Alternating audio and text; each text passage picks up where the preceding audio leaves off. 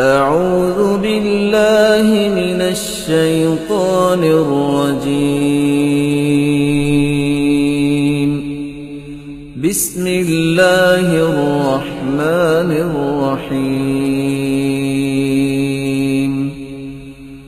والنازعات غرقا والناشطات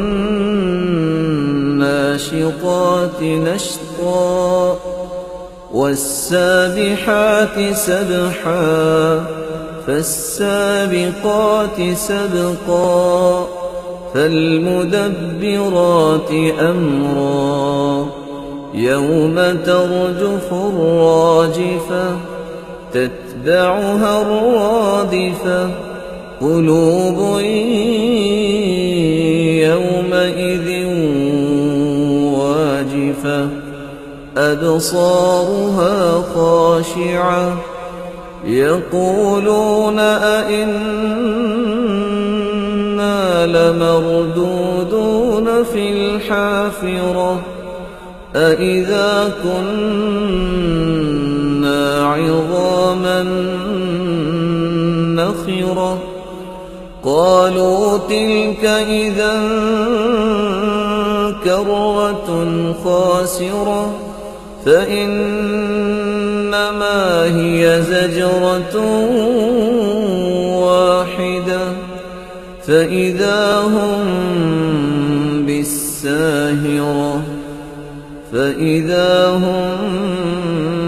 بالساهرة هل أتاك حديث موسى إذ ناداه ربه بالواد المقدس طوى اذهب إلى فرعون إنه طغى فقل هل لك إلى أن تزكى وأهديك إلى ربك فتخشى فأراه الآية الكبرى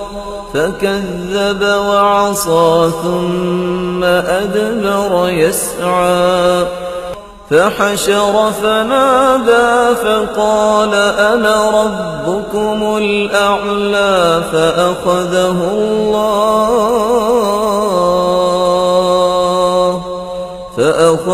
الله نكال الآخرة والأولى إن في ذلك لعبرة لمن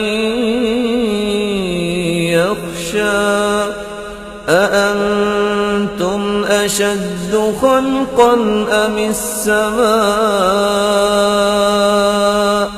بناها رفع سمكها فسواها وأغطش ليلها وأخرجضحاها والأرض بعد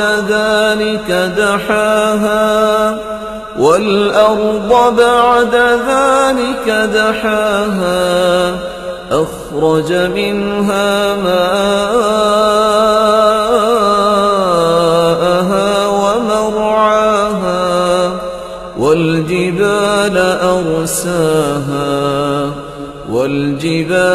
أرساها متاعا لكم ولأنعامكم فإذا جاءت الطامة الكبرى يوم يتذكر الإنسان ما سعى وبرزت الجحيم لمن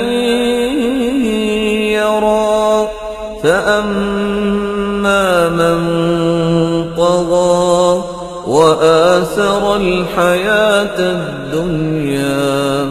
فإن الجحيم هي المأوى وأما من خاف مقام ربه ونهى النفس عن الهوى فإن الجنة هي المأوى يسألونك عن الساعة أيان مرساها فيم أنت من ذكراها إلى ربك منتهاها إنما أنت منذر من يخشاها كأنهم يوم يرونها لم يلبثوا